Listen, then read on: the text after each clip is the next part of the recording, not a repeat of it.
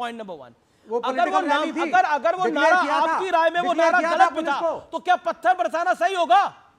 क्या पत्थर बरसाना सही होगा? नहीं देखिए, क्या पत्थर बरसाना सही था?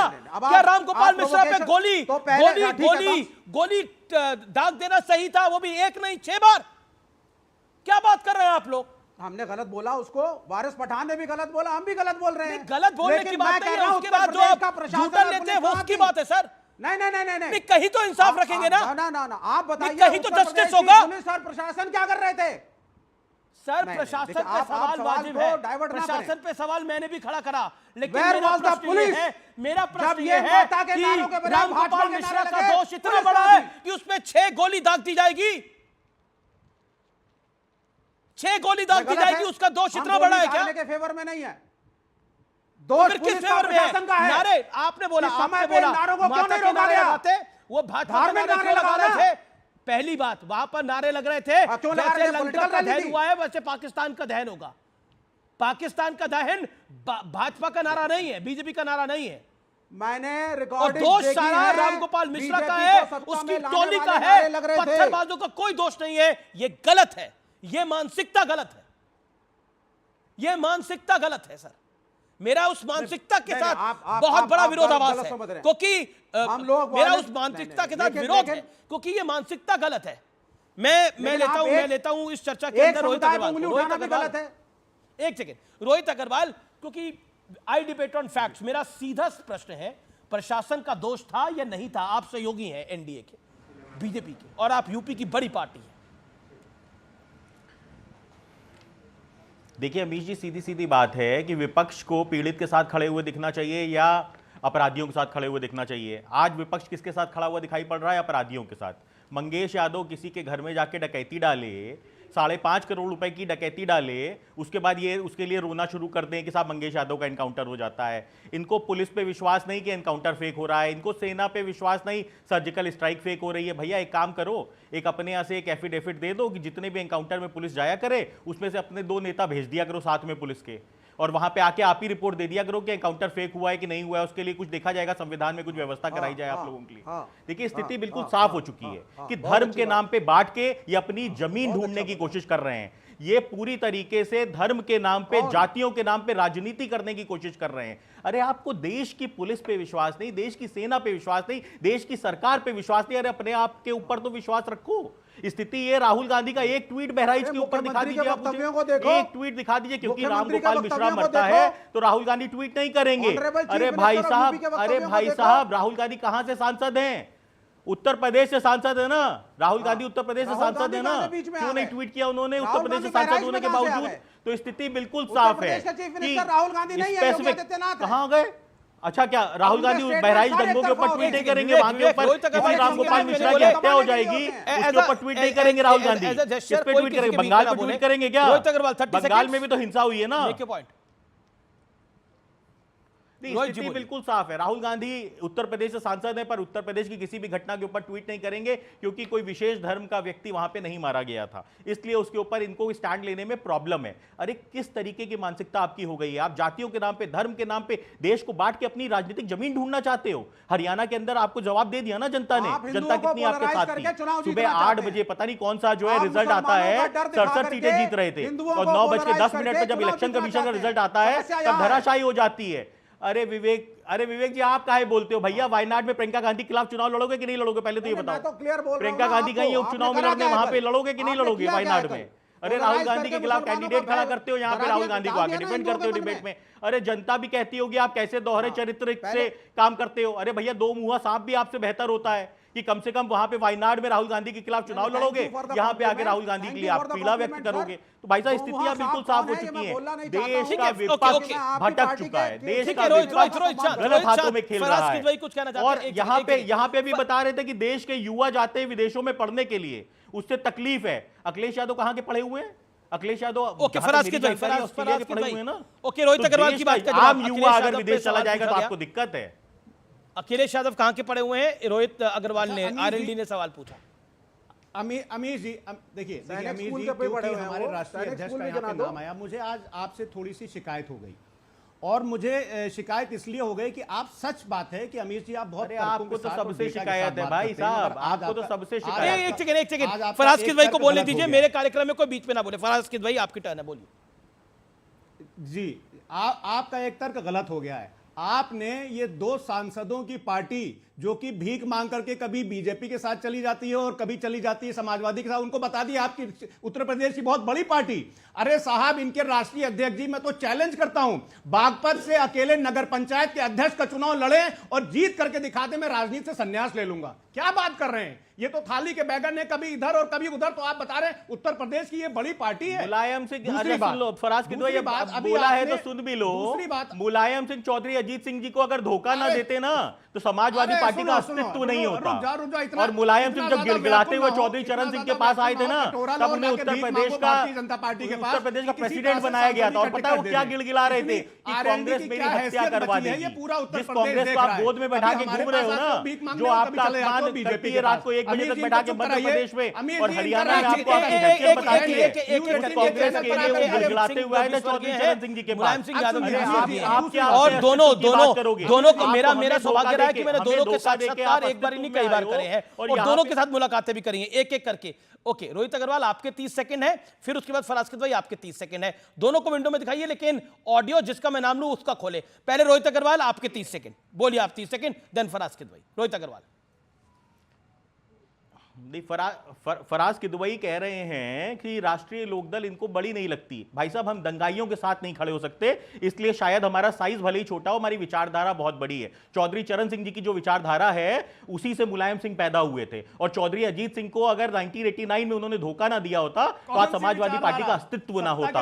और आपको यह जानकारी होनी चाहिए कि चौधरी चरण सिंह जी से आशीर्वाद लेके ही मुलायम सिंह ने राजनीति शुरू की थी। अखिलेश यादव ऑस्ट्रेलिया में पढ़ेंगे और देश का युवा विदेश में पढ़ने चला जाए तो आपको तकलीफ होने लगेगी। शर्म आनी चाहिए किस तरीके की आपकी मानसिकता होती है। आप अपराधियों के साथ खड़े होंगे, धर्म देख के, जाति देख के। मंगेश यादव के ऊपर आप आके खड़े हो जाएंगे, आप धर्म देख के अपराधियों के ऊपर बहराइच में खड़े हो जाएंगे। Point audio down. Okay, Faraz Kidwai, 30 seconds given to you.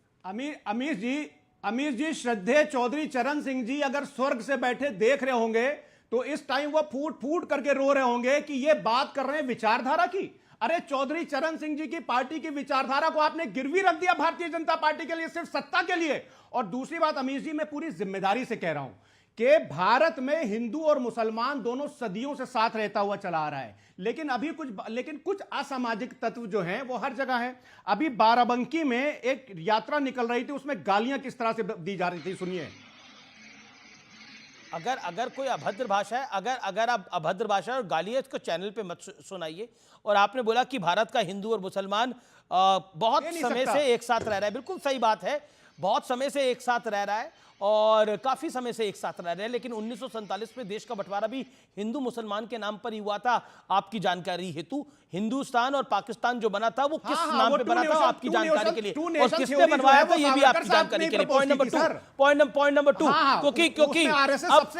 क्योंकि आपने बच्चों की पढ़ाई की बात करी कि बीजेपी के और एनडीए के नेताओं के बच्चे विदेशों में पढ़ते हैं, इसलिए वो टिप्पणी रोहित अग्रवाल की तरफ से आई। अजय आलोक कुछ कमेंट करना चाहते हैं। अजय आलोक, आप सोशल फैब्रिक देश का खराब करना चाहते हैं, आप देश को हिंदू मुस्लिम में डिवाइड करना चाहते हैं।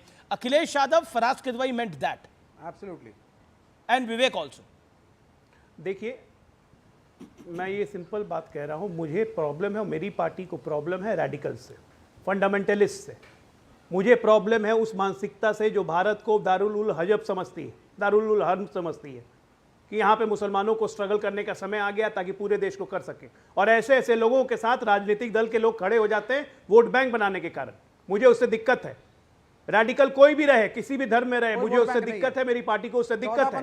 ये लोग सीधा सीधी खड़े हो जाते हैं।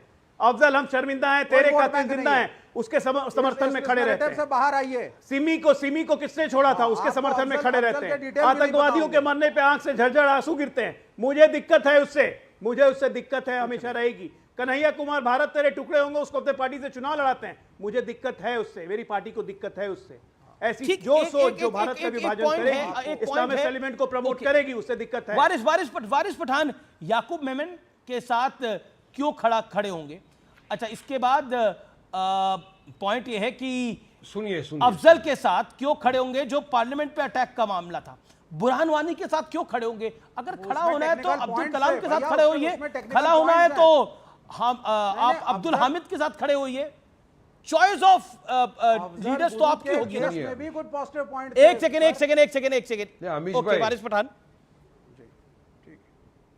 अमीश भाई, अभी रोहित जी ने कहा कि विपक्ष जो है वो कातिलों के साथ खड़ा है, क्रिमिनल के साथ खड़ा हुआ है, दंगाइयों के साथ खड़ा है, तो मैं उनको करेक्ट करना चाहूंगा कि सुनिए, विपक्ष या वारिस पठान अगर कोई खड़ा है तो संविधान के साथ खड़ा है। वो संविधान के साथ खड़े हैं जिस संविधान को आप रात दिन खत्म करना चाहते हो, वो खत्म हम नहीं होने देंगे। अभी अजय आलोक ने बहुत बड़ी बड़ी बातें की कि नफरत ये कर रहे हैं। अरे अजय आलोक, नफरत तो फैलाई है मोदी जी ने जब से 10 साल से सत्ता में आकर बैठ गए। पूरी तरह से देश में सिर्फ नफरत ही है, और खास तौर से मुसलमानों के प्रति।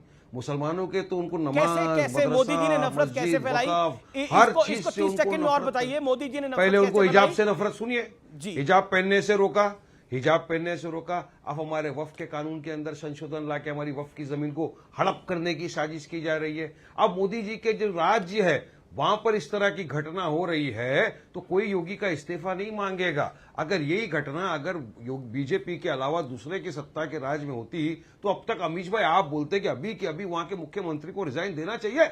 उनके राज में कैसा हुआ? पुलिस प्रशासन क्या कर रहा था जब कोई लड़का किसी के घर के ऊपर चढ़ के झंडा निकाला और दूसरा झंडा लहरा दिया? क्या कर रहा था प्रशासन? ओके, जवाब अजय आलोक का जवाब। ओके, अजय आलोक का जवाब, अजय आलोक का जवाब पैदा करते। अजय आलोक का जवाब। वारिस पठान, हम तलवार और शॉर्ट नोटिस, तलवार चाकू को तेज नहीं करना वारिस सिखाते, पठान। हम कलम की अजय नोक आलोक को तेज करना सिखाते हैं। मोदी जी के हम आने के चाहते बाद हैं कि हमारे दंगे हुए बच्चे हैं। कलम की नोक को तेज करें और लिख पढ़ के अच्छे कानून में आगे बढ़े। अमीश भाई, इनसे जरा एक बार पूछ लीजिए जी। वारिस भाई से पूछ लीजिए, बहुत जानकार हैं, बैरिस्टर हैं, संविधान लेके चलते हैं। किस इस्लामिक कंट्री में वक्फ बोर्ड है? जरा भारत छोड़ के दुनिया में दूसरी जगह किस जगह? बहुत सारी इस्लामिक कंट्री में एक जगह जरा बताएं। बहुत सारी। आप यही झूठ फैला रहे हो, मैं आपको बता सकता हूँ। मैं आपको बता सकता हूँ नाम बताइए। कहीं नहीं है। अरे जॉर्डन कहीं नहीं है। और ये जरूर बताइए, झूठ बोल रहे हो की जमीन पे मॉल किसका रहे बन हो? रहा है? वहां पर भी ऐसा कायदा है कि अगर एक इंसान ने अगर अपनी जमीन दे दी किसी को कि इसमें हिसाब ये चढ़ो। सच्चाई है कि 200-250 मुसलमानों ने जो सो कॉल्ड नेता हैं, आप बताओ उन ना। लोगों ने वक्फ की जमीनों पे अवैध कब्जा किया वक्फ हुआ बोर्ड है। है। ये नहीं चाहते हैं कि वक्फ की जमीनों का सही निराकरण हो। ट्रिब्यूनल है, वहाँ मुसलमानों वो को सब चीज वक्फ की बोर्ड से इंक्वायरी एक पैसे का करेगा। फायदा नहीं तो है। गलत होगा तो ठीक है ना? रिवीजन में लखनऊ जाएंगे, खुद हाईकोर्ट में जा असदुद्दीन सकते हैं, ओवैसी ने कहा कि सुप्रीम 1.5 कोर्ट में लाख जा से सकते ऊपर हैं। वक्फ की इसका जमीनों का मतलब ये कोई नहीं कि आप कागजात हमारी नहीं वक्फ की मिलेगा जमीन को और जमीन हो गई वक्फ जब्त की। कर लो। वो हमारी अरे वक्फ की मनचाहा जमीन को कानून जब्त लगा कर के लो। तुष्टीकरण की इंतहा कर दी है इन लोगों अरे ने। आपको वकफ का इंतहा मतलब की है पता है उन्होंने अजय आलोक? तुष्टीकरण की। वकफ का अरे मतलब वकफ पता है? वकफ को नहीं हाँ, कह रहे हैं, वकफ तुम का नाम मतलब पूछ ये रहे है हैं, कि एक एक कंट्री का बार नाम अगर बताओ ना जहाँ वक्फ बुजुर्गों ने है। दे दी नहीं है कहीं। मुसलमानों के सवाब। कहीं नहीं अरे है। 50 कंट्री है, ठीक है ना? 50 ऐसी कंट्री है। मुसलमान नहीं, मत नहीं, कीजिए। नहीं, नहीं। अरे मुसलमान हमारे मुसलमान अच्छा वो मत कंट्री कीजिए। में संविधान है, मुसलमानों को तो उस हमने कंट्री अपनी में जमीन भी संविधान दे दी, भारत का हमारी बंटवारा भी कंट्री में कर दिया, संविधान है, पैसे हमारी भी दे कंट्री में दिए। वक्फ एक्ट अब क्या है, चाहिए? वक्फ एक्ट 1954 से है। मुसलमानों वक्फ को तो हमने 1934 अपनी में था। भारत का जमीन भी दे दी जो आज वक्फ एक्ट की पाकिस्तान आपको कहलाता है। तकलीफ पैसे भी दिए 20 करोड़ रुपए देश चलाने के लिए। एहसान किया, अब हमने क्या हमारी मुसलमान जाने गंवाई। मुसलमान कर रहे हैं आप? हमने आप हमारी भारत के जाने नागरिक गंवाई, हैं हमारे पहले। बुजुर्गों ने मुसलमान अपनी बाद जाने में दी याद देश की रखिए। आजादी के लिए, तब यही भारत दिक्कत आजाद है। हुआ है। ठीक है, मुझे पहले अपने आप को मुसलमान लेकिन वक्त की बात तो यह है कि अब तो ये कहा जा रहा है कि भारतीय संसद वक्त की जमीन पे बनी है। कहा जा रहा है कि एयरपोर्ट, दिल्ली का एयरपोर्ट वक्त की जमीन पे बनाया। और जहां तक दंगों की बात हुई, जहां तक बात हुई कि